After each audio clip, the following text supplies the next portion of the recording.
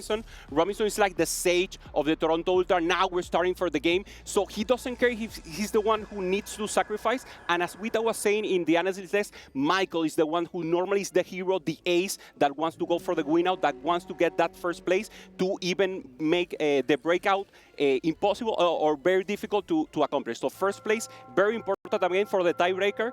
And now we're starting, everyone going for the Trico's champion. So good direction for this. Obviously, we're looking for a Wukong here. We're looking for something that gives us a little direction. Jinx also, we see the Wu Jinx. More play than I thought, Counterfeit. Normally, I thought there would be a way from Tricos, but actually, they're using it a lot for now.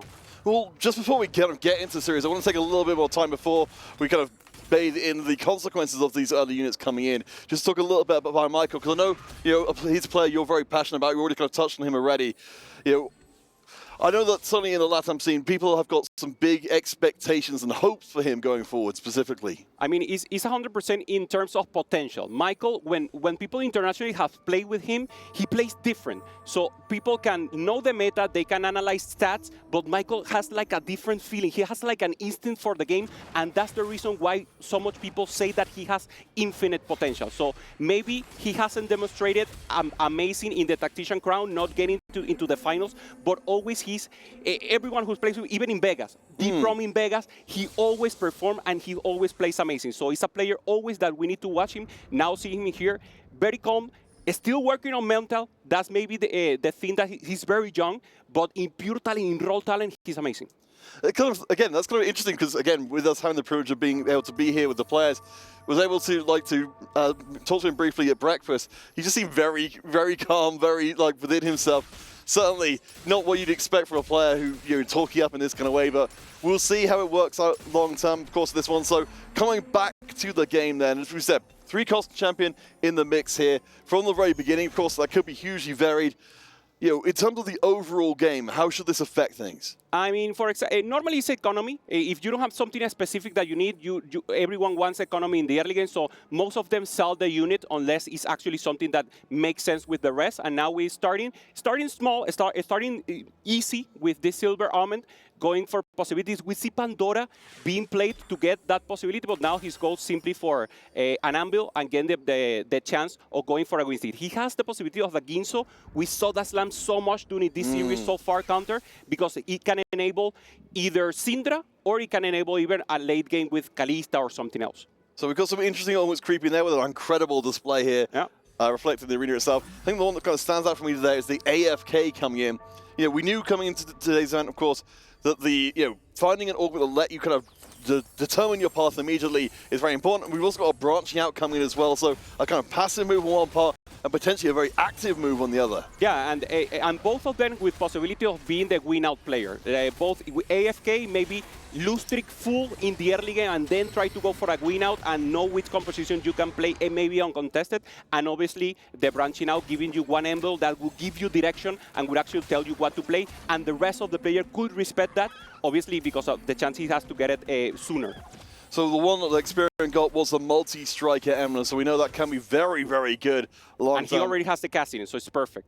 Yeah, no, absolutely amazing. So that's going to be a big step in power, especially if you can hop, skip, and jump your way through the multi-striker breakpoints and start getting towards the 7 multi-striker, which of course will be, absolutely huge in terms of moving forward as a composition. So across the rest of the field, of course, we mentioned already, we've got the AFK in place to try and make sure some of our players get the most financial benefit from just hanging around. There's the Syndra for Relic. We've been talking about these units so much, Counterfeit, throughout all the series. And now Ginso is normally you don't see Ginso in an AP champion in any meta, but now Syndra's in its scales with that velocity, with that attack speed so much. This early game will give Relic the possibility of playing for the win out or playing a tempo. We have seen it also.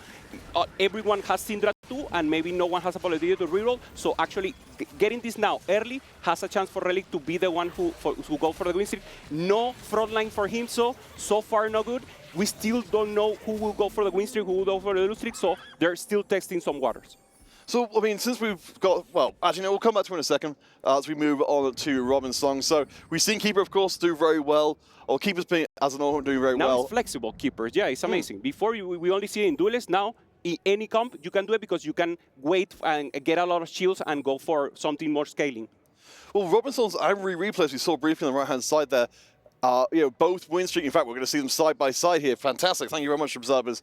So, we're seeing right now for Toronto Ultra, they've got two potential paths forward into the game. If we're talking about the hero players, we're, of course, like we said in all the games before, really striking out in the early game to see who can get and keep that success. Yeah, who has the best direction, right? As you were saying, Cassidy in the left, and in the right, we have more of a Tristana early, maybe going for the Kog'Maw reroll comp. So now, as we were expecting, 2-cost reroll being in the meta, being so strong, we already have a Syndra, we already have the Cassidy, we already have the Kog'Maw, and now the question is, who in the other team will contest the Syndra for Relic, who in the other team will try to go simply por tempo, and that's what we want to see. We want to see how it builds out and who will be that actual hero. So far, good, and multi-striker, I think the emblem, that will be the possibility of the hero. Guira was saying this so much, Counter, getting the Cassidy and then going for the Kalista is so much strong possibilities, and the scaling is actually absurd. All right, well, coming into the first carousel, we can see Robinson's replay. They both maintained their win streaks. Nobody from Onsei Par is able to do the same. So far, so good for Toronto Ultra. Looking down the other end of the table, Jedisaur and Michael are going to be the players who are taking the lost streaks for the initial part of things. So, from this point, we know the Robinson's replay, they're going to run head-to-head at some point into each other. They can't both keep their streaks going. They could keep it in the early game. There's a chance that they do it until Rocks. But if they don't face off, it will be perfect. But then there is a chance for that.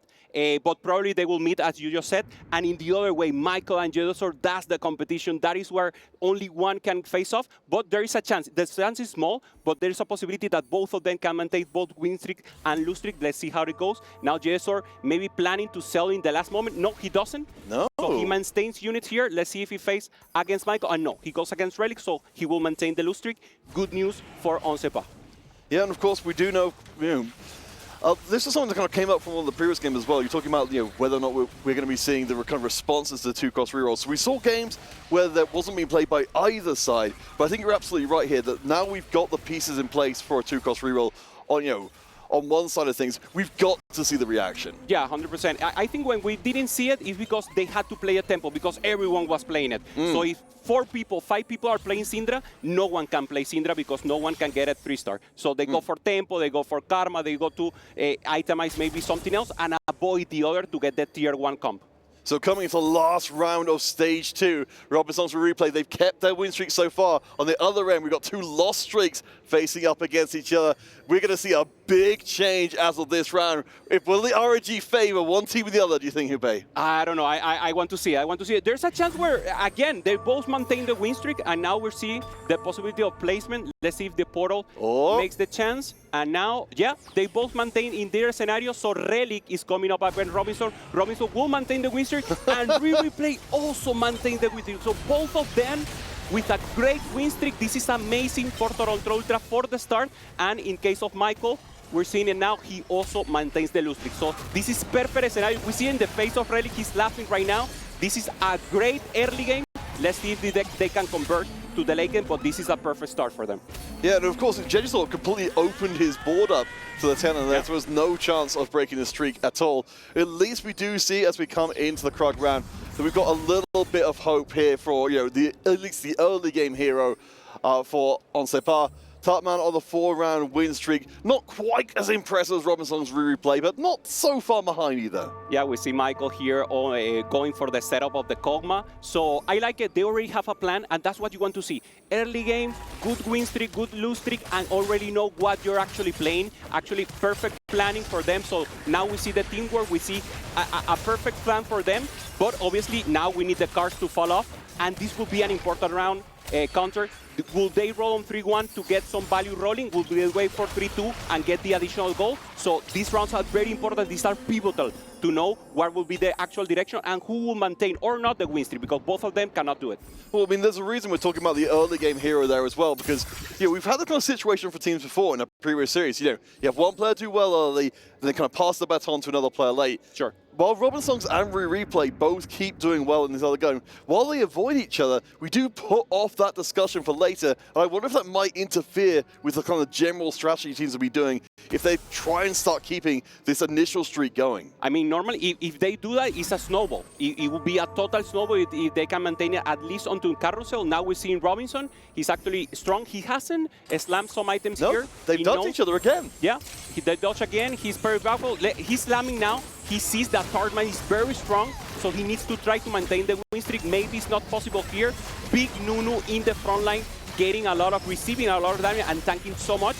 Looks like it's enough, but the Tristana 2, this is too much power. I don't think Robin can maintain it, but it looks like he can. Okay. Wow. So this means that Toronto Ultra keep both of their streaks while taking, both their win streaks, while taking away Tartman, the only win streak for Onsei Par. You were talking about these kind of snowball and getting out of control situations. You know, now at 3-2, they've avoided each other for this long. And now the multi-striker for Robinson. This is perfect. He gave him the Kassadin 2-star. And now he has the perfect spot to contest the other player that's playing the Kassadin. This is perfect scenario for Thor. If they lose this game, they're actually throwing. Actually, very well played, and the luck has been in their luck so far. Yeah, the stars certainly seem to be aligning here. As for Onsei Par, I guess a big question is, with all of this in mind, for a French squad here, they're under pressure. Pretty much they've been as unlucky as they could be. What's the path for them back into this game? I mean, it's difficult because normally, as we were saying, obviously, you want someone who has a good lose streak, and they have it in Jedesor, so they're fine. But they need a win-out player because it will be very difficult to win any tiebreaker possibility. So they will need luck, avoiding the other players to get at least the 3-star in any moment. But they will play tempo in that moment. So actually, this is a very tough spot. They will need a little luck on their side, but they will also need some luck in a win-out scenario. So how that would happen, it will depend on each stage. For now, I'm not seeing a counter. Yeah, I mean, especially, we mentioned Jedesor, the lost streak as Robinson's replay again.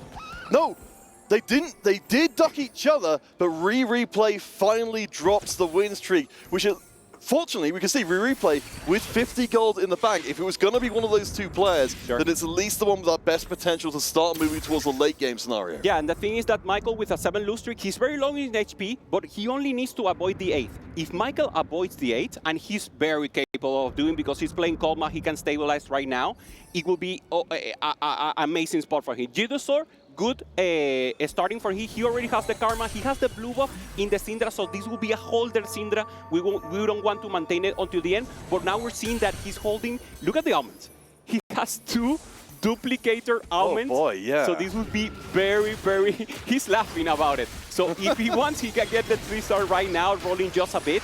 He actually rolled a lot, only 9 gold for him. So this is interesting. What would be the chance for him? He's not holding for other players. He's not holding other units. So actually, I don't know if it's the best spot. He's now like coming his hair a little, calming down. And at least he's still winning. Michael maintaining lose streak. Let's see if it's enough. Oh, the Karma in the end. Okay. And he maintains. It's the perfect loss for Michael again. So only good news for Toronto Ultra. Okay, yeah, well, we've got Relic, Robinsons on the top. Replay, of course, has started to dip a little bit, but that's 3 members in the top 3 right now. Onsei Par really in a lot of trouble here. You can see the 3 members in the middle, Tartman, Experian, and Jedesor, with only Tartman from those 3 with really any serious amount of money in the bank. Yeah, we see also the comps in the back, Relic with perfect itemization on the Syndra. We see Tarman going for the Kog'Maw also, so he will be contesting Michael. There we see a little of the Syndra. Jedesor with the Syndra with the bull buff, and replay playing mix for now with a good front line of Shapeshifter, only maintaining HP. So the plan for the rest of them has to be maintained. Opal now getting this Karma, going for the bench, trying to get good units. He's going for 4 cost. So actually trying to go for that cap out, try to go for the early Karma. All right, well, we're checking back in with the Experian, of course. Picked up the multi-strike from the branching out. As you mentioned, Robinsons moving into that space and making sure that he can't really find his feet in this game. All 4 of the Onsei Par players in it currently towards the bottom end of the scoreboard. Only Michael, of course, with the big loss streak for Toronto Ultras. I'm still not seeing too many signs, honestly, for Onsei Par of salvaging this one, but Yeah, maybe he comes to stage 4. Yeah, for sure. Experience now, he uses all his resources and now has this Casa in 3. He could be the win-out player. Items are good. Normally the Nashor is not ideal, but it gives you good strength in this moment, so he could now maintain his win streak. We need experience, in the case of Cepal, to face against Robinson and break his win streak. If that happens, there's a chance. If not, Robin could go for a full, perfect win in this moment. I mean, we've moved from the previous win with replay. Now Relic is rising up to join Robin's songs in the heavy win streak area. Wow. I think we're exactly getting to where we were talking about before. The worst case scenario for Onsepar. Relentless pressure all game long. We talked about locking doors on the kind of strategy you can approach the game with. When they're taking this much damage, they're not going to be able to take losses for each other anymore. Yeah, they will need to fight the mid game into late game. I think Experion with the Casa in 3 is capable to be the hero, the ace. You like to call it the ace, I like to call it the hero. Potato. Yeah, for sure. But, well, the one player, the one who wants to go for the one. So, actually, they already have that plan, but the problem is the mid game. Everyone in Toronto has a good placement, and the rest of the team of Onseipa are not in a good position, Counter. All right, we'll see. Experian, I mean, to be fair, it's going to be trying his darndest and does exactly what you asked of him. Steps up to the most dominant player of this game so far, hands him his loss, and maybe the smallest mote of flame that sparks up there. We will see if Experian could take that torch and run with it. Yeah, 100%. This will enable them to breathe, to actually stop, say, okay, now we have a game. Now Robinson will not generate so much direction and economy and resources. So Robin now has a really difficult place in mind because so many Casadins out of the pool, maybe he has to play tempo. So he will not get Casa in 3 very easily, so maybe he won't go for it. Maybe he will play tempo and try to go for the Kalista 2 and trying to go for something more tempo-ish and even level 9, level 10. Well, it does certainly make sense if we're looking forward, if Experian is going to be any kind of long-term hope, if you can get in front of him in the queue and take all the units he's looking for before he gets there, that's even better. Yeah, this is an important reroll for him. Relic's trying to look for the most amount of Syndra as possible, not getting so much for him. And now in the other place within Michael, going for the Kog'Maw, still far from it. Close to the Rumble, that would be a good front line, normally the off-tank of the comp. And Relic so far, he rolled a bit, he didn't break the economy so much, but he didn't find so many Syndras. And now Jidisaur, now he has the Syndra. So all the resources have been utilized by Onsepa to get those 3-star. So even though Toronto had the greatest early game, now Jidisaur and Tarman are actually very, very experienced with the Cassidy and Tarman with the Syndra T. They already eliminated the win condition for Toronto. So now it will be who gets in the middle versus who goes for the win out. All right, so you're seeing this more as a slow burn kind of strategy from Onsepal. Losing a lot and now capping out. So I think two players from Onsepal are very good, two players are very bad, but all the players in Toronto are in the middle ground. Well, with the Prismatic Orban coming in, if we're in a market for a turning point for Onsepal, maybe a call to chaos is exactly the ticket to get everything started here. Again, streaks have been in short supply. We can see on the right-hand side, Experian with the 4-round streak. So, maybe I was a little too early in writing off my friends here. Certainly Toronto came into this one confident. Everything seems to happen right, but you're right. There feels like there is something starting here.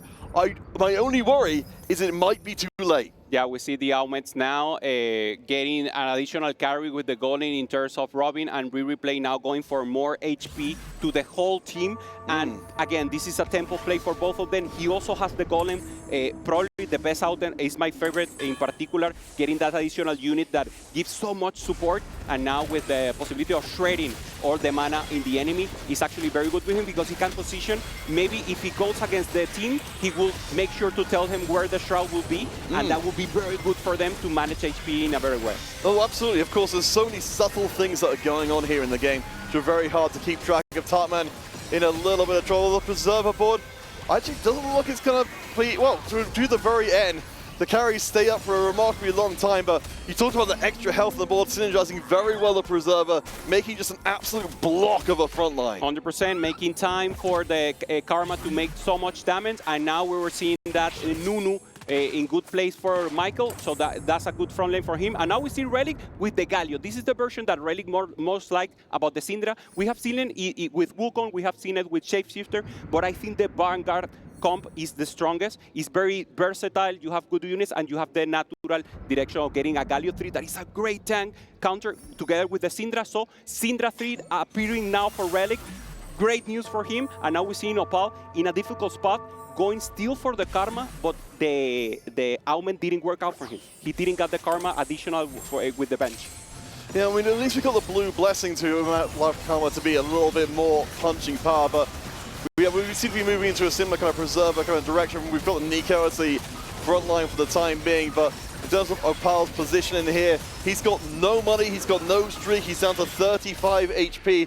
Looking between him, Michael, Jedusor as the first potential eliminations, maybe in early stage 5. Yeah, for sure. Let's see now. Now he's winning. So actually not in the worst spot. Jedusor in a bad position here, losing against Replay. Replay very strong. Now again with the Karma. Karma 1 for everyone, and there's the Morgana. Everyone loves this legendary unit. It has great synergies. You have the Witchcraft, you have the Preserver that you've been highlighting so much, and also as a unit it's perfect. It gives you so much resources. It can give you an additional unit in the bench, and gold, as we know, everyone is using it so much, is such a good resource that everyone wants. They want to have the Karma 2 as soon as possible. And Michael going to be the one to scoop that up. As we can see at the bottom of the screen, that's not for Michael, that's just for taking it away from other people. Unfortunately, unlike foes like Dull Up, you're not sending units to your teammates. All you can do is make sure the other team don't get hold of such a powerful asset. Yeah, splitting the comp a little. We see Tarman already getting a good Tristana 3, and we saw Michael now on the board getting the Nunu 3. Good items for him, a little spread so far. So he has the treasure in the Rumble, so Rumble needs to die at first to get items to the rest of the units, and he's only one Kog'Maw away. He's very close. Tarman is a little farther. For Tarman, once again, finds the Nunu. So Michael really needs that Kog'Maw, only one. So maybe a timid charm, for example, that gives a duplicate or something that would be amazing for him. Great gamble for him. Tarman going up against Relic, and this is very important. This is very important for both of them. They both need to win, and the damage now accumulates a lot. Tarman with a small loose streak for now. Yeah, Relic's still up at the top of the table, even though money has been spent aggressively. You can see Experian, the only player in the game with any real amount of money left in his coffers. It's all coming from the fights right now, but that Syndra's been scaling, not apparently quite far enough. Tarman, even though very little money, very little everything here, still able to fight back from the brink.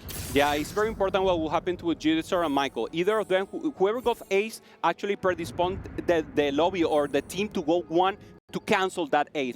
So the losing part will be very important. Michael, I think he stabilized a lot with that one Kog'Maw that he needs, but obviously he's being contested. No goal for him. Being at level 6, this is the win condition. He will not move, so we will see Donkey rolling from now until the end. Let's see if it's enough. Now, good position here, and going off against Opal. It's unfortunate, though, for Michael to be out of cash, of course, with the Gambler's Blade in place there. There's a lot of potential power and extra gold generation he's missing out on, but needs must, I suppose. Michael down on 22 HP, Jedusor on 15 up against Opal in this round for Michael. We'll see, it looks like the Karma is slowly starting to pick up some pace on the backside of this one. Of course, she's going to have to spread her damage onto the backline, but the frontliners are just too beefy. That spread damage can't take down the big single targets. And we saw the side there, breathing Michael. He knows it's so important to win here. Relic also looking like he's going to win. So a great win for Toronto now in the placement. Jedusor 15 HP. We saw Michael also in the front, but he's winning replay with a small lose streak. Spirions also losing, even though he has the Kassadin 3, and Relic and Robinson. That's what you want to see to Toronto to go 1-2 holding hands. Well, I mean, as we look at the scoreboard on the right-hand side, we can see this has been a brutal game so far. The first one of the series. Everybody coming into the PvP round without the streaks they're looking for. With nearly all goals. But Experian, again, has managed to keep holding the gold. We're talking about him as potentially being the hope for the team. It feels like they're saving and investing in that possibility of Experian going first. For sure. Yeah, that's the plan. That's the win-out player. And in case of Jedusor, he sacrificed. He has 2 augments that enable him the Syndra, but now he doesn't have combat augment. So even though he has the Syndra 3, no combat additional for him. We see Michael rolling in the side window, trying to get the Kog'Maw. So far, doesn't get it. Maybe he will sell the rest of the board, trying to get that. But, well, luck is not on his side. He's winning. So it's not the end of the world, but he needs that win out to be sure he doesn't go 8, and maybe even cap to the middle ground counter. All right, well, replay. Currently second from bottom, tied with Michael in HP. This is still very volatile. You can see the HP difference between Jedusor and Topman in 5th place is very minimal, so we're in a volatile situation here. The Syndra from Relic, though, is going to still continue to hit like a truck. We've got a Nami in play as well for even more disruption and more time earned.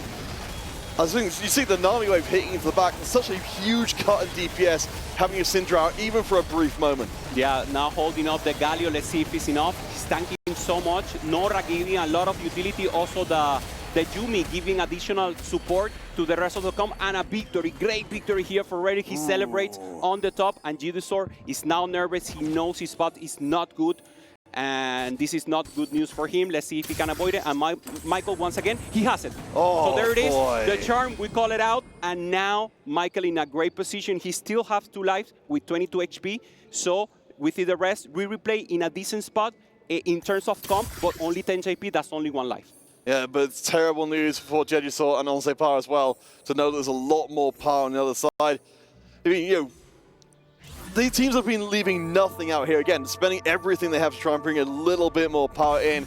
Unfortunately with Jedusor, he's going to be a little short of being able to bring that Nico 3 online, so may not get another chance. Robin Songs is very, very aggressive. You can see the multi-striker, exactly as you predicted, moving into the more vertical multi-striker rather than the reroll. It's not fully online as of yet, so maybe, just maybe, Jedusor holds on. Okay, Jedusor and replay with the possibility of being eliminated in this round. Doesn't look good for Jedusor. The Cassidy is making good damage, and it looks good. Syndra alone against the Golem. Oh, the no! carry, and Jedusor is out. So it's 8th place for him. Replay seems like he wins, so this is a great win so far for Toronto. Jedusor confirmed in the 9th place, and we see in the expression he's not happy at all. No, and who has very good reason not to be. Also, Topman taking the loss there against Replay. I mean, that's further bad news. We've got 3 Onsepar players potentially going out in the bottom 3, and we know that's immediately the team losing the game. Yeah, now we see Replay playing flexibly. He knew the 2-cost reroll was contested. He went for a fast 8, rolling a lot, not looking for fast 9. In any case, you want to achieve that epic in the possibility tournament. Now with the Tristana, going for the Coldmat to give additional speed, attack speed to the Tristana. And let's see now going off against Opal. He didn't, both of them cannot put quicker, so one of them will eliminate, they will eliminate themselves. Let's see who gets the short stick in the end. Yeah, I mean, something looks like Opal's in a decent spot. We've got the, we've got the 3 stars in place already. I think the Radiant Blue buff is too big of a question without an answer. The casts are on fire, and it will be damage of the Karma in the end. Yeah. Yeah, Opal, the one to carry things forward. Let's just see how the rest of the rounds play out. Robin Songs will take the L there against another Karma board. Wait for the update results in. Onsepar, they now have had 2 players hit the bottom 2. Opal, Experian, with almost no gold in the bank and almost no XP, they have to go first and second. Yeah, such a clean play from everyone. Everyone has actually using the resources they have, and they need to go for that. For now, with the 1, with the 8 and 7, they need a 1 and a 2 to be able to come back. So Experian and Opal needs a 1 and a 2. That's the only chance for Onsepar to win this match, or at least this first round. And bear in mind, of course, this is only the first match of the series. Another concern here, I don't want to kind of raise the specter here. Clean play from everyone. Everyone has actually using the resources they have, and they need to go for that. For now, with the 1, with the 8 and 7, they need a 1 and a 2 to be able to come back. So Experian and Opal needs a 1 and a 2. That's the only chance for Onsepar to win this match, or at least this first round. And bear in mind, of course, this is only the first match of the series. Another concern here, I don't want to kind of raise the specter here, but there is a possibility Onsepar may not get a single member into top 4, which would be the most devastating way to lose a game. Yeah, I mean, it doesn't matter. It's devastating maybe in the mental. As we were saying, their mental is fine, but it's a point. So if you lose aggressively, or if you lose only by maybe 1 member, it will be the same in the point, but you're sure. What you're saying is totally true. Maybe the mental will affect. They totally obliterated us in this first game, and now we see Experience. 7 multicaster for him. He was the one who was supposed to be the win-out player, going on up against Riripe with the tempo comp, with the Karma. And he was supposed to be holding on to the goal as well, but he's had to spend that just to try and stay alive. You see the Callista getting pressured in the corner, and the board's just getting completely run through. At least Castellan is an absolute unit by himself. I'm starting to wonder, even without the scaling items, he does scale up with his kit inherently. I think actually there's not enough single target damage left over. Experience, you can see, looking a little, you know, a little blank at the screen. I don't know if this matters ultimately, but Michael will be taken down and a replay as well. Okay, so now real possibilities for Experion and Opal to do the comeback. Once again, they need 1 and 2 to make sure they win this first round because of the 7th and 8th that they achieved with Torment and Judisor. Now Experion, we've seen he has a good Kalista. Items utilizing the speed, so the static shift gives a little additional damage, obviously reducing the magic resist of the opponent so that the casting is able to eliminate quickly the tank and access the backline like he did in the previous round. All right, we'll see. The Cassin definitely feels like he's where everything pivots around on the left-hand side. Won't be running directly into Robin Sloan's Kalista. There's a little bit of time being bought by the Hecarim, but of course, the Castin will need to punch through as fast as possible. Crown Guard will keep him up and fighting for as long as he can. He's going to have to kill everything else on the board, though, to get to the Kalista. And it's starting to stack up. He doesn't have the same Archangels or Goons as Rage Blade. Kalista does survive in the corner. Cassin takes one big hit, drops down. It's Kalista versus Kalista. The Edge of Night's already been brought, but no, it's not good enough. Opal is gone as well. And with that, the dreams of a miracle comeback on Sait have officially lost game 1 of the series. Amazing for Toronto Ultra. We have to say the early game was so good for them. They actually got a great plan, and the units favored them. So they're laughing now. They're very, very happy. They know they high roll a little in the early game, but that's part of the game. If you high roll, you need to convert, and they actually play it perfectly also in the mid game. Also, I want to highlight on Sepal, even though the early game didn't favor them, they had a plan. They tried to go for Xperia with the win out. They got the Casa in 3 early. They got the Syndra T trying to avoid the other players to it, but the increase in back sizes counter enabled for both of them to get the 3-star. I mean, that's the whole thing here in the 44, is that when you get into a situation as unlikely as it is like this, you're going to have to take increasingly desperate measures, and those aren't always going to work out. But I think the legacy we have of the early game, Relic on 48 HP, Robin Songs on 41 HP, that's ludicrous to have two members who, you know, almost on half health towards the tail end of the game, just enjoying their victory lap here after a moment where we thought Sait might come back. Yeah, and you were talking about mental. The negative mental when you go wrong, when you don't have any space, but the positive mental now also for Toronto. Things going well, getting that tempo, getting that traction to actually perform, it will be very, very good for them. So, do you have a favorite here? Do you go for Robinson or Relic now that nothing is actually in important? Obviously, we have the MVP, so it's very important who wins here, because that will average for them in the later stages and see who's the MVP of the match. Remember, there's also prize money, additional prize money to the $500,000 that we have for TFT. For also the MVP is the player who gets the best average placement in the finals round. Oh, for sure. I mean, they're certainly free to battle it out with all of their strength for now. Sure. One thing I kind of want to bring up for, looking forward to this is, we talked about again, the mental. I think Experian and Opal getting to the top 4, again, it's a massively better situation for being, it's within reach. My concern for Sait in game 2, looking a bit further forward in the field here, is it did feel like we were kind of fighting an uphill battle the whole way through the game. And I think that's a hard way to go into a second game. I'm thinking, is it going to be just like game 1? Are we going to have to tooth and nail for every single place? No, I think they can recognize that it was a low roll for them. It was a high roll for Toronto. Toronto converted. It's a strong team. So it's actually go reset. I think the mental is the strong part of Sait as they know they have been playing 4v4 so much, even in the internal EMEA circuit. So this will be good for him. They're already talking about the rest of the game. They're doing bot review of what happened before. And now, with the possibility Relic going up against Robinson, now winning again. So only a matter of time, maybe one more round, and we will see who's the first place winning the first round. Let me raise an opposite spectre with you, because I'm here to try and throw every problem away. So we talked on Sait, you're confident their experience is going to let them shrug off a loss, because they've obviously been in situations like this. And the peace. When I see them, I see peace. I see energy. They're like so good mentally. It's a team that can really come back. But on the opposite side, let's talk about Toronto Ultra. It went really well in game 1. They came into this one arguably a little cocky. Is there a world in which game 1 going so well, when you come in so pumped, maybe pushes the team to lose focus? I think it will. Normally, TFT has been a game that you need cold mind.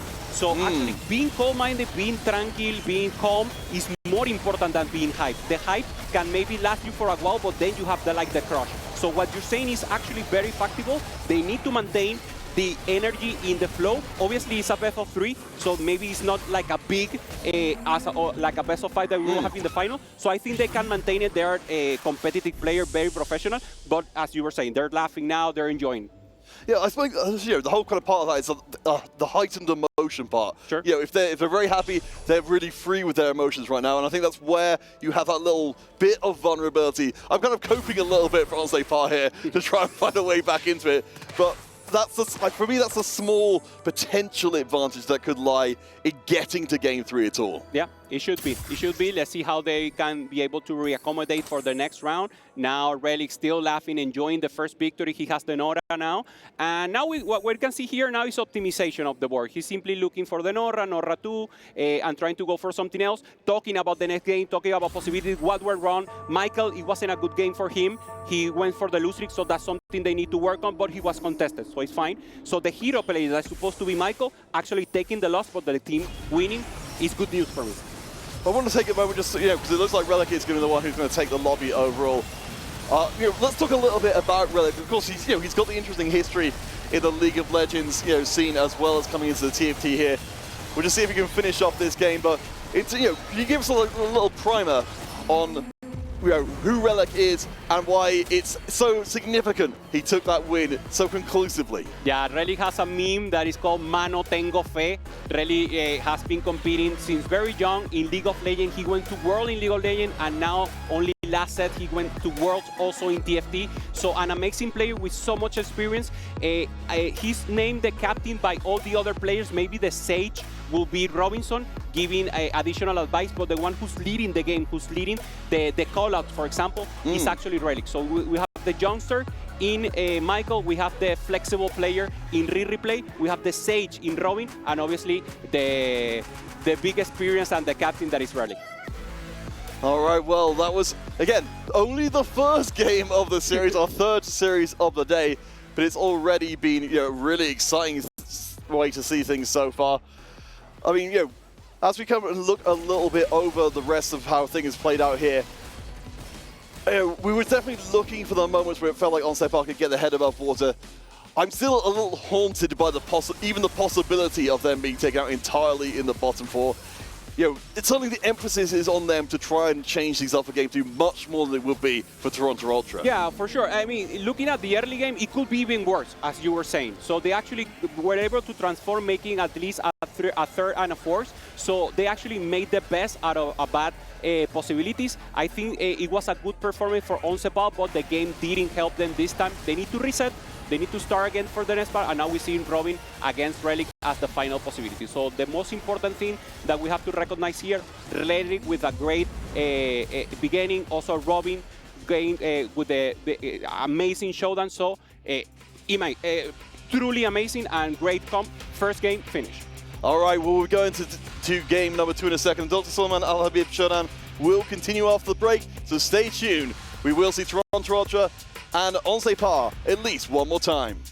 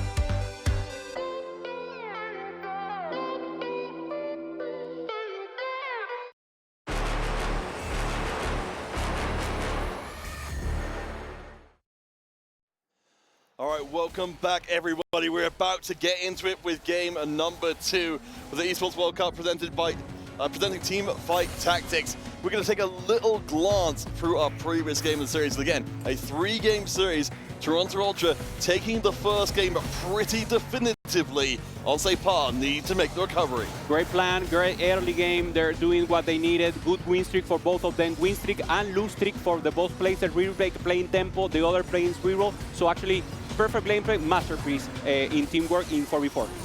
So, I think at the most basic level, the biggest thing here was Toronto Ultra dominating for a huge portion of the game.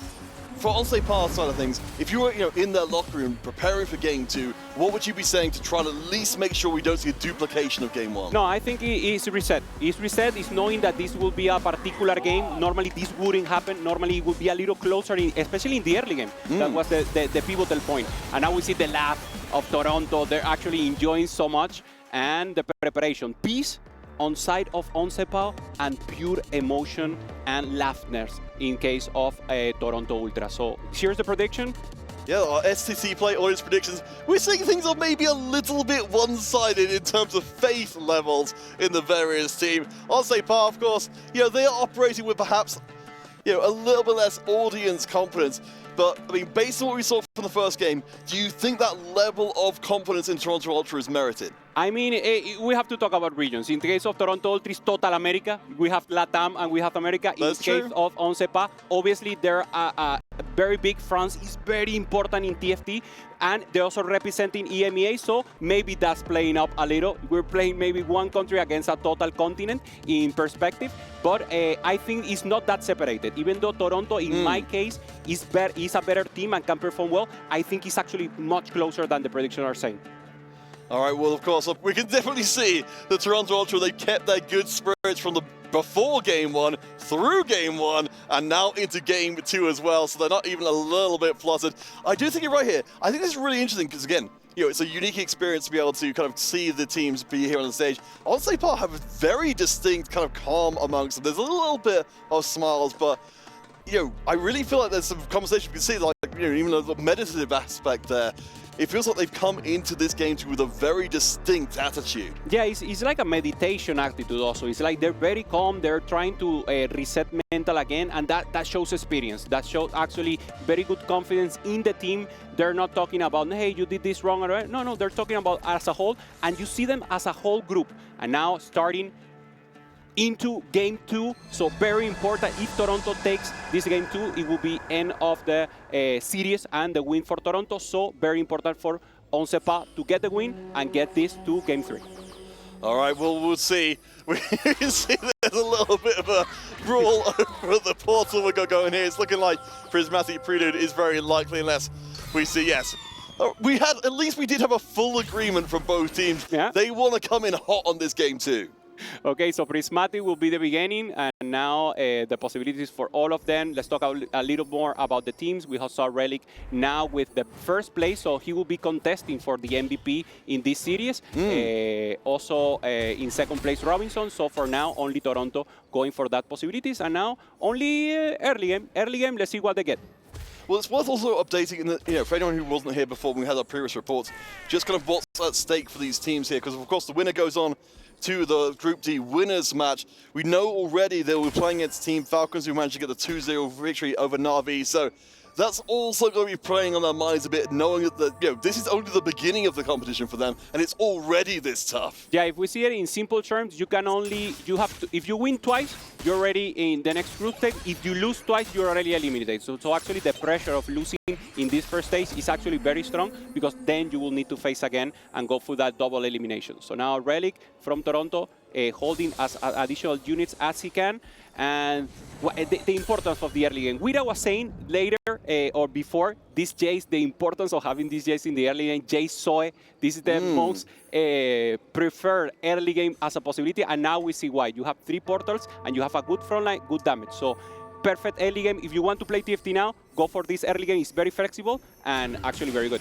And for me, I think the most important thing for Jefferson and Sait is it's opening up the possibility that they can come out of the gate swinging and have a strong early game. That's, for me, feels like the best way to wipe away the taste of the first game and say, this will, however it goes, it will be a distinctly different game. We know at least it will be in part because of the prismatic augments from the beginning as well. Okay, Tiniest Titan as a possibility. We saw the lose streak that is so important. Billabot is not the worst, but obviously it's very random. There are some 1-cost 3-star that are good in this meta, but there are some that are terrible. So we don't want to go for that if we have more option. Vanguard Crown as a prismatic tick is great, and he can commit to any reroll counter. Yeah, I was wondering if we might see Worth the Wait, but got rerolled in the end. So we've got some pretty distinctly different options here. Yeah. We'll see. Of course, this is going to be another aspect of the 4v4. You've got to be communicating all of your augments to your teammates, and also communicating any augments chosen by the opposing team, making a huge matrix of decisions in a very short amount of time. And there's a Syndra once again. So going for Vanguard, Syndra, selling the rest of the units. So he knows now that he wants direction. He wants to know exactly what reroll he will play. So he holds the Syndra. Also getting the Blitzcrank, there's a chance, depending on items, he has flexible items, that he also got Coldma, for example, but it's for sure a reroll, so either Syndra or Coldma for him. We got a little glimpse there of what Onsi Part are bringing out. We did see some pretty solid options there. The Pyro Emblem coming out as well, the Support Golem, the Prismatic Support Golem, even more powerful than the regular version from before. I think we've got a decent start here, even if Apal doesn't take that first round. Yeah, so again, Robin with great tempo in the early game, probably the best Prismatic he could get. Both Prismatic or Gold is so good, you get so many resources, and having that Golem in the early game is so much flesh and blood to fight it out for you. All right, well, Relic decided to take a more risky approach in this game. We talked about in the previous series as well. When you're ahead in the series, you can take riskier moves here. So we'll not be able to choose his augments for the rest of the game, but he's immediately at level 6. This feels like an extremely 4v4 kind of augment. Yeah, let's see what he does with it. We've seen it in a variety of ways. He can play reroll, that is normally the possibility because of the meta, but that's not the only way. He can even go tempo, he can do whatever he wants. This is free economy for him, and with the downside that you just mentioned. Pyro. This is the first time we see in this series the Pyro emblem now going for Tartman. Very huge if we get to the Smolder in the late game. So in the early game we can give it to Kalista, we can give it obviously to the Jace, but and we can ramp up the Pyro so that gets a lot of speed for the late game. Unfortunately, it doesn't look like it's going to be getting in at those. Well, we're getting a little bit of early damage, but Tartman will be taking the L there. So we take the very early temperature of how things are going as Tartman takes the L there.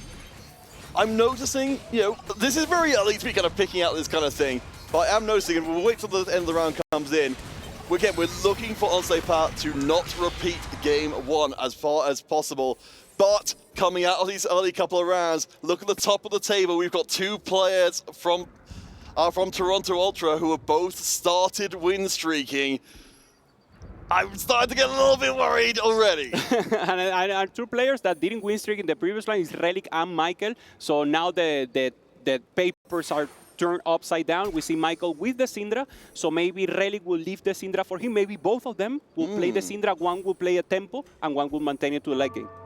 All right, well, we know Relic, of course, with that boost up to level 6 will be a massive force to reckon with. Very hard for any board to be able to deal with just the raw power on display.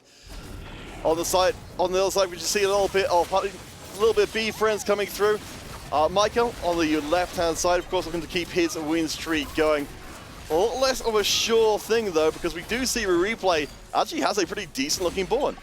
Yeah, he does. And on the right, we saw also Sword with the possibility of re-rolling. But the thing is, they're going to re-roll, but they don't have the units yet. So they will want to go for a lose streak, but they're winning. So it's very weird what will happen here, Cass, because they will want to look for direction in the 3. Let's see if it's enough for Michael. And no, he loses. So Replay will be the one winning here. This is huge because actually Michael was the one who wanted to maintain the win streak, and Replay didn't have a win streak. No, to have your teammate be the one who knocks you out of the win streak as well, that's going to be...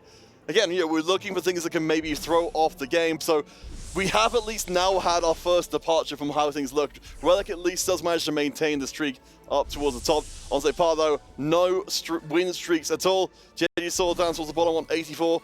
At least a loss streak is in place, which, to be fair, isn't the case for Toronto Ultra right now. Yeah, for sure. I love the mind games in the carousel. Like, Xperia didn't want the Swain, but then Robin went for the Swain. If you want it now, I want it. So then Xperia just took it away in his face, and that's amazing. I love to see it. I mean, generally, that's another aspect of 4v4. Sure. The ability to park items in the unit. If you walk up to something, you can threaten to take it if someone else comes near it. And if they don't, you then leave it for your teammate later on the carousel. Yeah, for Tarman now, we're seeing the emblem once again, now in the Ash. So multi-striker going off for him. This is great because you will cast so much more and you'll be able to kill more, get more assistance for the Pyro. Remember, Pyro scales throughout all the game. So we really want Pyro early, start utilizing, and then in the late game, there you will see the power, both in the Varus and in the Smolder.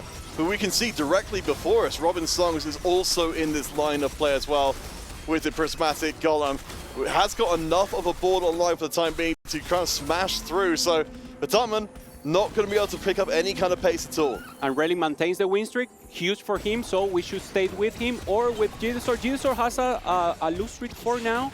Let's see if it's enough for him. Experience now going up against. Also a Golem in the other side, so Experience loses. Opala now going with the win. So important to see if Relic is able to maintain this win streak. He sees like he's going. Gidesaur going for this lose streak. He's going for Kog'Maw, so we see the last Whisper slam for him. Maybe trying to, or thinking about holding the Nunu as a possibility, but he doesn't want to lose the threshold of economy. So let's see what he does. Of course, we've got to remember Gidesaur with a Prismatic ticket in pocket there, is going to be able to accelerate up this full board version a ton later on. But of course, as you're intimating, the win streaks and loss streaks, we'll see if, of course, if they go up against each other, they're both very happy to have that loss come in. It's a little bit of board weakening from Gidesaur, just trying to make sure, because he was not certain his opponent was going to quite be weak enough to guarantee the loss streak. Yeah, it's a good decision. He sells, he buys the Nunu, so he knows he doesn't need the back lane for now. He decides to lose to ensure the loss, as you're saying. And now in the left, we see Relic maintaining also the win streak, so good news for Toronto. And now Gidesaur with the possibility of a comeback with the lose streak. So let's start drawing, again, let's start drawing the points of comparison with game number one. So game number one, we had the two players from Toronto Ultra, both win streaking, both putting down a lot of pressure. In this case, a very different situation, where in fact, on Sait, they're controlling two loss streaks right now. So, while they're not keeping the HP, they're actually getting more gold in than Toronto are. Yeah, but the thing is that even though they're good in lose streak and in economy, they have an augment that already is telling the rest of the lobby what they want to play. They want to reroll, but they don't have units. So it will be very difficult, very easy for Toronto to decide what to hold. So now it will be the mind games. What do I hold? What reroll is he going to play? Is he really going to reroll? Is he going for tempo? So that's the amazing mind game we will start to see now in stage 3. Yeah, we're keeping a close eye on those benches to see, particularly players who've got money to spare. Relic could be one of those. Especially if you take a little bit of time out from, because we know there's a time limit here. You spend your Prismatic Ornament to get up to level 6. It's not going to help you beyond. In fact, it's going to hurt you beyond a certain point. So we get into the same sort of grooves as we saw before. The early game, kind of carry for the team in Relic. Who's got a very distinct timer on how long he can keep doing that for. Yeah, for sure. Now we're seeing replay. He starts to roll. He's rolling 3-1, so he's rolling early, value rolling here for replay to get as much units as he can. He wants the Kog'Maw too. He wants the Nunu through to get a good front line. He doesn't get it, so his comp didn't come by perfectly. He actually, with this roll line 3-1, he wanted to stabilize a little more and start using this win streak in his advantage. All right, checking in on the replay side of things. The March of Progress, we haven't really talked about that as of yet. If we're talking about some investments, try and get yourself up to level 7 and eventually be creeping through the game with further XP while preserving your economy, it's going to do a pretty darn good job. Unfortunately for replay, it's not quite strong enough right now, so we are starting to see on Sait, while they've still got the loss streaks, and we'll check at the end of the round if they remain in place. I think we are starting to see a pile posturing more in this lobby. Okay, now once again, Combat Bandage here. Remember, Relic cannot pick augment, so that's why we see the same augments in the 3 places. Good, it's tempo augment, so it works out for him. And now Mentorship here for Gidesaur, getting a possibility of getting more additional resources and strength to the comp. And has managed to keep that loss streak going. We can see the clashing of the two compositions here as they're both trying to do pretty much exactly the same thing as each other, just hoping to be able to hit on. Note, we have got Sweet Tooth on the right-hand side there. We know that's a massively powerful hero, which will mean we are going to stay in Honeymonthy for the rest of the game. Yeah, it helps you so much because you get a free Nunu 2, so you get so much closer to the Nunu 3-star. And now replay with this has a great win condition for me and for the stats. Is the best hero augment now called champion Ahmed, so let's call it down for now. I don't think so. I think I'll just keep calling it Hero Ahmed. He'll always be a hero at least to for me. the series, yeah, for sure. And once again, great space, great space and great position for replay to play from now on, even though he's contested.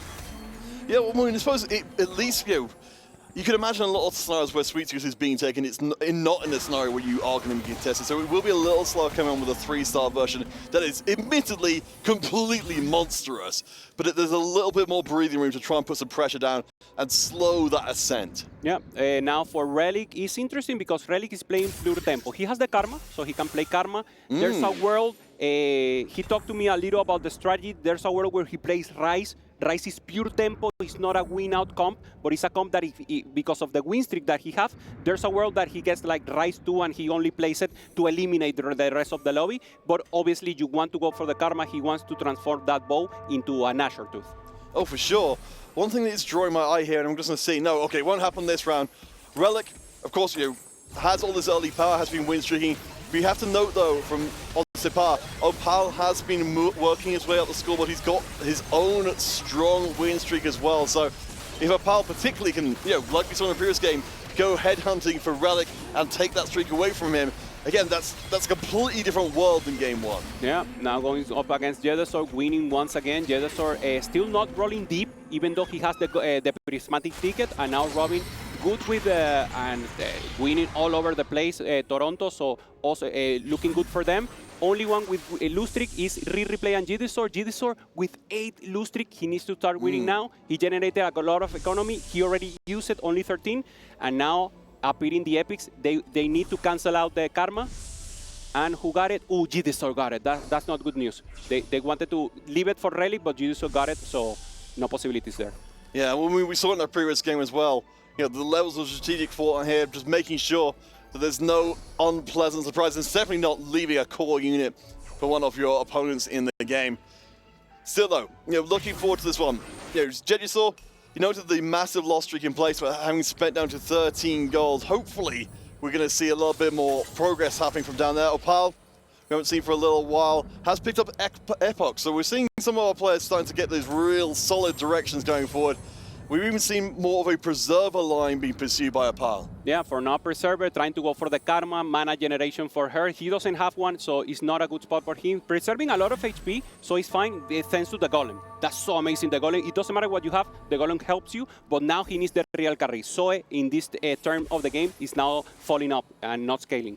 Yeah, I mean, it's always going to be a multiplier on the power of your team, isn't it? Sure. But if your team isn't that strong in of itself, it's going to be tough to get going. Still, though, Opal has got a 5-round win streak. We said this is the player from Separ trying to pick things up. On the right-hand side of the screen, we can see the fighting is continuing to build up even more fiercely. Yeah, the Nunu 3 already in place for a Replay. Only one item for him going up against pure damage. So let's see if he's enough. So great spot now for Replay and even punishing more. Now he loses against Relic, so this is perfect. Perfect loss for Replay, and Relic maintains his 9 win streak. It's all going according to plan. Opal is still looking through. But it does make me wonder, as you said, Opal has been doing really well. I mean, this win streak is very, very good indeed. But what just further was saying, the board isn't what it will be in the future. I wonder if actually, if Opal runs into Relic, that he'll be the one to end up losing his win streak. Yeah, let's see what would happen. I think the Soy won't be enough to eliminate the win streak, but obviously it could happen. Relic now not in his big strengths, but obviously strong. He wants to roll down and preserve a little more. There it is. Okay. Right. 1v1. So we do know, of course, Relic effectively doesn't have a prismatic augment at this point. So in theory, Opal should have the tools he needs to bust through here. But the unit quality is not quite there. The Golem didn't go to the back. That's good. The front line's going to be held down pretty well by a friend Jace there. The Golem is very, very slowly trying to work over the Karma, but you see, it does break through. This is huge for Separ. They finally managed to get through. And also, also, just before we go to Wolves, that's a lot of money out of Toronto's pocket. Totally, that's great news for Oncepal. We saw Relic shaking his head a little, normally happy, and now he knows this is huge, because if he wins that, it will be amazing for Toronto, but now it's actually very parity, both teams, so we will have an amazing series on the stage 4. So everyone needs to roll down, no one has to maintain goal, so I really expect in 4-1 everyone will be rolling, and let's see who hits. Both of them with Nunu 3 now. Yeah, that's kind of wild, isn't it, that we live in a world where that's even possible. Jed, you saw, I think you're right here. It feels like we're primed for this stage 4 to be this kind of the deciding stage of this game. Do remember, of course, if you come in late, that Toronto Ultra won the first game definitively. This second game seeming vastly more competitive. And I'll say Par, they seem to have done enough of a reset. We'll see if it's enough to get the win and keep the series going to game 3. There's the Cosmo, but still missing 3 Cosmos there for Gidesor. He gets the Tristana, but no items in the Tristana. That's not what you want to see. You want to funnel all the resources into the unit that's 3-star. So this is good. He's better, but you actually need the Cosmo to perform. Maybe thinking about the Hurricane for tempo, but I think he's still greeting and going for a more ideal item for the Cosmo. Yeah, certainly, Jeju saw a little stalled out with lack of access to money up against Robin Songs, who's in a similar position but a little bit further up. I think still the 3-stars might get it done. We've got a little bit of a chance of managing to keep it going, but no. Just a little bit too much fight in there as Apal on the other side continues his streak up the table. We have at least got now Oncepal close to moving up into first place. Now we've got only on Michael actually we're sort of seeing the leapfrogging effect of the win streaks here as players find their spikes and surge forward in the game. Yeah, the good news is that Oncepal has a clear hero, a clear ace player that will be Opal. So now the mid game, who doesn't go 8th is very, very important. So now final augment. Let's see possibilities here. So Shapeshifter Emblem, very interesting. This is pure tempo because Shapeshifter falls down in the late game. It's not good in the late game. So Rel is only thinking about maintaining as much as HP as possible, preserving HP and ensuring a good place. But now maybe not a win-out position for him. Well, I mean, it makes sense. You know, we really are seeing the sort of the shape of before developing here.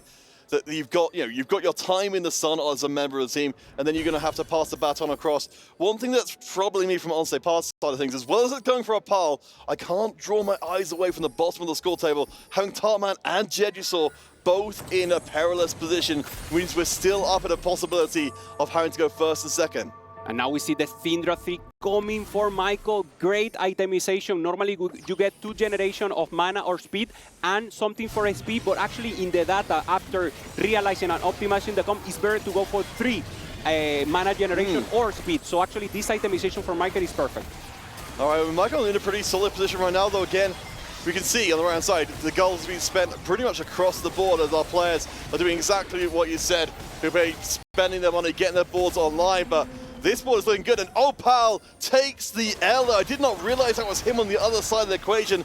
It will not keep his streak up long enough to overtake Relic. Yeah, he knew he had in the rotation maybe Opal, maybe that's why he rolled so deep. So good news there for Toronto. Michael getting the win and Spirion also losing now on hands of Gidesor. They're actually thinking about it. So very important now is deciding factor. The damage in stage 4 is so high now counter. That will be the difference. And now Experience know that he doesn't have a win condition in place. This is very bad news. And Robin already with the Casa in 3. Again, good news for him. Getting the multi-striker emblem already once again with 7 multi-striker. I think he really loves the Casa. Yeah, and having the Blossoming Lotus in place there as well. You talk about your late round. We don't have the scaling item necessarily on the casting, but we've got the scaling found by another direction. Yeah, totally. Remember now, Lotus is not critical, it's critical in time. So the longer the round lasts, the bigger the crit for him. And because you want this unit, the casting, to scale into the game because of his nature ability that he normally gives more damage, the more he casts and gives damage, is perfect for him. So great for Run. So, as we're coming here roughly to the mid-later part of the game, I want to start opening up the conversation about what roles our players are moving into now that we've kind of got the initial brawling out of the way. We certainly had our power force stepping forward as a potential hero, kind of ace of the team. Sure. Has been a little cut down after losing his win streak, but he's still seemingly in the best position for it. Yeah, he's the also the hero will be Michael in terms of not Relic. Relic is the one who's much HP, so Relic could even sacrifice now because he has so much HP. He can take the loss when he knows he's facing his team because he knows he will not win the game. So for him, getting a fourth, getting a fifth is totally fine. All right, we get a little glimpse of our stage, and of course our players focusing intently on the carousel as it goes around. You know, one thing I wanted to add to the conversation as well, you know, if we're looking for the players, you know, we've got the two potential aces there. Of course, we need the secondary player to back up the ace to actually win the game. And trying to figure out who that's going to be. Experian jumps out to me from the score by having the long loss streak in place and potentially a way to get more money into this late game. Yeah, sure. And we're seeing we need the hero, we need the mid lane, but we also need someone to avoid the eighth. And that's the most important because if someone doesn't have direction, for example, don't have a real carry, the Pyro, for example, is using Kalista for now, but that's not the late game comp you want. And now, without goal, it's very difficult to be or to transfer to another one. So now, very important round. Going up against mid-stage of round 4. All right, suddenly also part in a volatile position. You can see Jedisor Experian, they're both in potential elimination zone. If both of them go out, it's disaster territory. Keep your eye on replay as well, because it's going to make, as you said, a massive difference who takes the 8 as to how the game goes forward. You can see the board is starting to fall apart a little bit. The Nasus is so good at buying a huge amount of time. The Pyros, they're just absolutely on fire, and it rips through. Experian barely survives, but Jedisor does not. That, honestly, that could have been worse. Replay takes a hit, but also doesn't fall. We saw the celebration there of Michael getting 1 life there, so Jedisor A plays. This is so rough for Oncepa, so let's see if it's enough. Replay 1 life, Experian 1 life, so now it's more important. If you know you're going to face one of those and you're in the same team, you need to cap out. You need to stop avoiding the bleeding, and now we will probably see someone weaken out to avoid that and be able to scrap and getting a better position here. Oh boy. It's just, it feels like it's so close to, you know, real disaster territory. Replay, if you're on part, needs to go out in this round. Fortunately, he's got a very tough opponent, Relic, actually going up against his teammate there. You know, we've got a pretty decent looking karma board on the other side from Relic. It might be strong enough to send Replay out. Yeah, let's see if it's enough. Replay was just holding his head, thinking about it. And in the right, we also have the possibility of elimination here for Experian going up against Michael. Michael is very strong, still with the Deja on front, the Galio getting a lot of damage. So eliminated, so double elimination. Relic eliminates his teammates, Replay, but Michael also eliminating Experian. There's a slight celebration for Toronto Ultra here. Okay, well, I mean, it's not worst case scenario for Onsei Park, but it's not a million miles away from it as well. They really need to make sure they keep, well, they have to keep Tartman from going out in the bottom 4, or it's all going to be over. Apal can win every round from this point forward, and Onsei Park will still lose the series. Yeah, 100%. They will need a 1 and a 3 for the possibility on Sepa. So that's what we will be looking for from now on. As you were saying, if they get 1 more, that's it. Because you cannot get 3 players of the same team in the bottom. That's end of the series. So very important to recognize this. Tartman is the one in danger. So very important for him to preserve HP and be the one who ramps up so far. So there it is. Varus 2, secondary carry. Obviously, the Kalista is the most important. Ramping up the speed and getting good damage in. All right, well, you've drawn your lines here. We've got everything we're going to get in this one. We have to put on the guard breaker as well, I presume, to put a little bit more punch, but Tartman's got a huge weight on his shoulders in this round. We'll see if his board is good enough. Okay, now once against Relic. Relic very strong with the beefy front line there with the Nasus and with the back lane of the Karma. No Morello, but Red Buff doing almost the same, giving even more speed. So actually great for him. Let's see the Kalista. All eyes on Kalista focusing. The Nasus. Nasus falls. No, not again. No, Nasus very strong. And there it is. The Lances with the recall. And now let's see if Rakan is still the only tank. Kalista goes to the back. Great news here for Torment, but now going up against the Rakan. Is it enough? No. Oh my gosh. There's only a few rounds left in the tank. As we look on the scoreboard on the right-hand side, we can see Relic, Opal, Michael, they're all on heavy win streaks.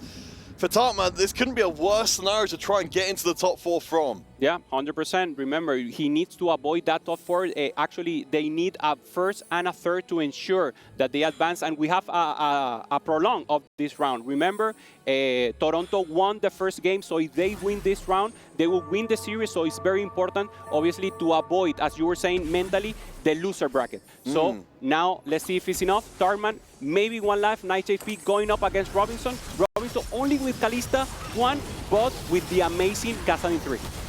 Yeah, I mean, we just don't know. We'll need to see that Kalista get onto the Kazanin pretty early. We're seeing a lot of the ball getting cleared in. Kazanin, he can dish it out, but he could not take it in this instance. Tarman gets to survive another round. That's absolutely huge.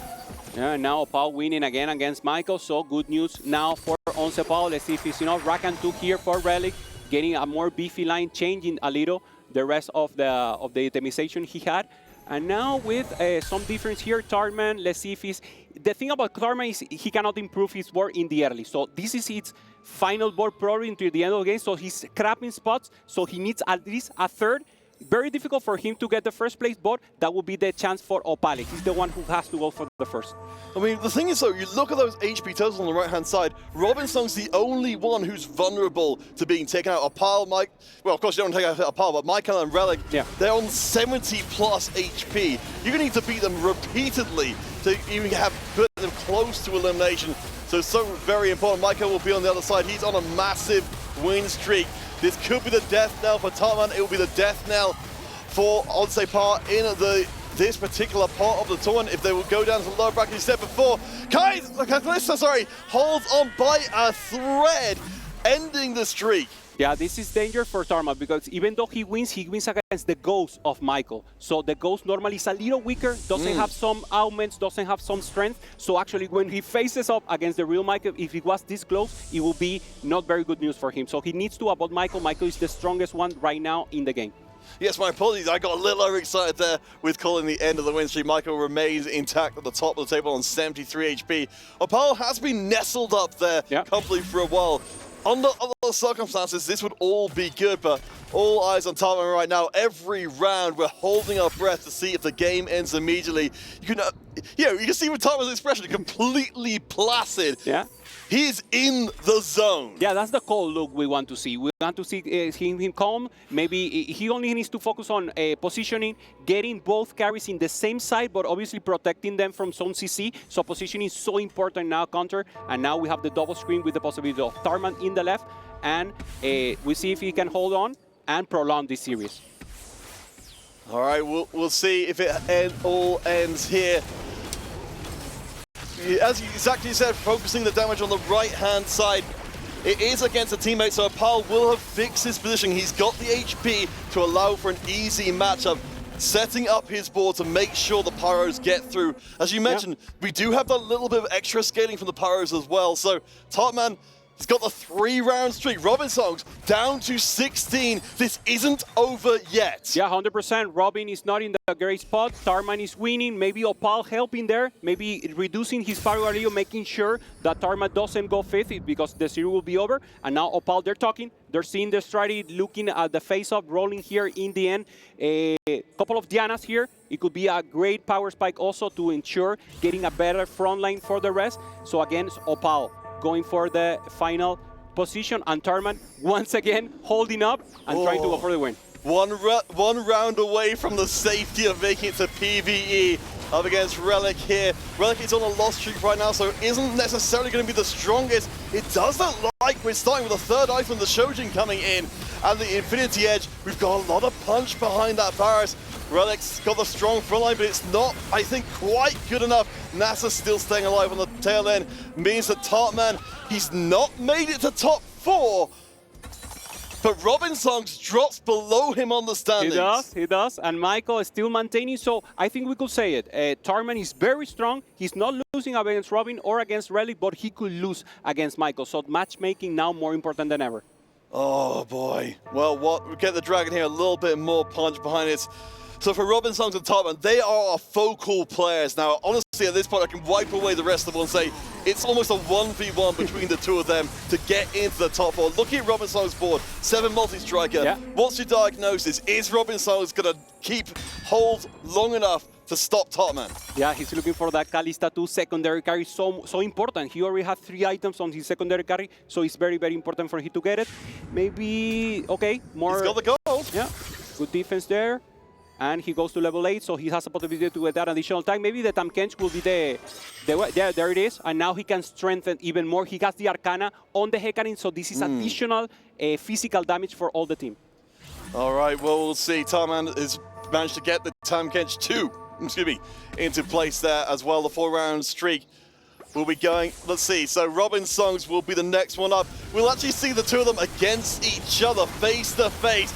Topman taking a swig. He knows his part is done in this battle. It's down to his team on the board to get it done. He's ripping through Robin's board. He's getting into a top 4. He survives this far. OSP, they stay alive for now. They just need a little bit more. 100%. Let's see now Michael facing off, winning against Relic. And remember, because of the Gidesaur going 8th, now they need a 1 and a 3 for Onsepa. And now Tarman looking good. It's been avoiding Michael for like 10 rounds. So great news for them. And now we see the split team. So Michael trying to roll, looking for a combat helmet, something that helps him and actually improve in case they get the total face-off. Talk to me this matchup then, specifically between the two of them. Based on what you're seeing right now, who's going to win? I mean, I have to leave maybe Michael, but Holy Michael moly! has Kaden, and this is very good. And there it is, the Mordekaiser 3. No items, but additional time to win to avoid the burst damage. And there it is. There is the face-off, Michael against Tarman. The Mordekaiser 3 has entered the battlefield, the biggest challenge of Topman. You got into the top 4, you outpaced Robin Songs, but there's so much beef on the board. I'll say down by 1 in this series. The backlines being annihilated. Topman did everything, and you just see it. For Toronto Ultra, underrated. They will be the first team to 2-0 a series. So happy for them, even for Onsepa. Even though it's a 2-0, Onsepa play amazing. They actually perform well, but they clutch it out. We see a lot of team play here. So actually the importance of actual communication, seeing how the game, and actually improving, as you were saying, who is the one with the win-offs? It's Michael. So he's responsible for eliminating the rest of the competition, and he did it for Tarman, now ensuring the pass to the winner phase for Toronto Ultra. And just for the victory lap for Michael here. Again, remember, Team Falcons going to be now confirmed as facing off against Toronto Ultra in the winners bracket for a chance to go straight through to the playoffs in the shortest route possible. Yeah, 100%. Now let's see who takes the win. Remember, it's very important, the average place also for the MVP of the match, and now the face-off. Opal versus Michael, Latam or Americas versus EMEA, and now with the possibility Michael very strong, obliterating now Opal. Opal trying to do the win, but we see the expression already mentalizing for the next, and now final carousel. And anything you like here, Counterfeit. You can pick, man. Oh, I don't know. I think I thought Michael was going to go immediately to take the cake there, just to send a message to the rest of the lobby. But you're right, again, we are only in our first day of competition. Sure. But on Sait, while they'll go down to the lower bracket, and they will, of course, have to fight for their life in every single game from here on out.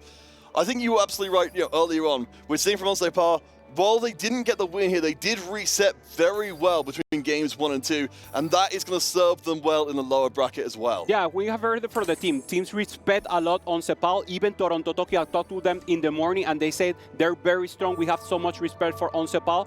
They didn't perform as they would like to, and Toronto played amazing. They recognized the spot, and they played it perfectly. So it does mean on Sepal will be playing against Na'Vi as their lower bracket opponent, and it's kind of crazy to think that we'll be saying goodbye to one of them with just one more match in the future. Michael, the 12-round win streak, a very definitive stamp to put onto the end of the series. Though we do actually see Opal fighting pretty hard out of the corner. It just doesn't matter though at this point. I think Opal will be satisfied with even taking a single win and breaking that streak. Yeah, 100%. Now Michael still laughing and still enjoying the victory, and it's so huge for them. They trained so much for this, and both teams deserve it. Now the big sticks go for Toronto Ultra. Michael, 13 win streak, and showing off because in the first game he didn't perform. He didn't get the coma, we remember again, and now he that should be the hero player, the one who gets the funnel of all the resources, actually making the play and getting a great comp here with the Syndra with the best possibility of Shapeshifter and Eldritch. We were talking about potential before, we were talking about being underrated. I think this series very much puts Toronto Ultra on the map. We said, the fire in the eyes of Toronto Ultra, they came into this one the most focused I think you could be. They're going to try and prove themselves on such a ginormous stage. Michael, as part of Toronto Ultra, getting the chance to show that potential face to face. We'll see if the streak stays intact. It will not. Opal gets a little grim satisfaction. Okay, that's good. He's maintaining it. He wants to get it a little longer. So this is great to see because you always have to play to win, even though the series is already completed and is defined. They need to play to win. So now let's go up again and try to go for the possibilities. They're now strategizing, talking about the game, what we're good, what we're bad, and we're seeing laughs here. So this is the type of energy I like to see counter. They're actually mentalized. They're okay. They're not excessively excited. They were in the moment, but now they're again tranquil and obviously thinking about the next game. And of course, we'll be thinking about the next series as well. Common Corp versus Team Vitality will end out the day, which is a series a lot of people have been looking forward to. Of course, we give our thanks to Toronto Ultra for accelerating us towards that happy series, which is going to be absolutely wild. Of course, Michael, as we end out this game here, either however it goes, coming first or second, his impact on the game is absolutely undeniable. Even without the first place, he doesn't need it anymore. He's done what he came to do. Yeah, and he recognized the spot because not only did he hit the Syndra tree, he hit it in the exact moment, so he knew when to roll. The team helped him. He recognized in the moment the rest didn't hold them enough item. So that's what you want to do in the 4v4. So they helped them so much to accomplish this, and that's what's so important. So now, once again, going up against Opal, we're seeing the augments. That's something interesting if you're playing right now TFT or planning to go into your latter games. Look at the augments of Michael. Great augments that you're going to have. HP generation going with Shapeshifter, additional HP, and obviously the Golem that was the one that is getting Opal this additional damage, not only with his combo, but also with the big Golem with the support items. Yeah, I mean, we certainly see it prove itself time and time again. I do like how the blacksmith's gloves in there, just a little bit of variety. Yeah. And of course, Michael's getting the chance to play a little bit at the tail end, just enjoy himself. The thing is, as a team as well, looking forward in the competition for Toronto Ultra, this moment happening right now, which we're seeing here, watching across, these are the kind of moments they'll call back to when things get hard. Yeah. Remembering these moments where they're just able to relax, enjoy themselves, say, all the prep, all the time we took getting here was worth it because we destroyed our first series. And telling about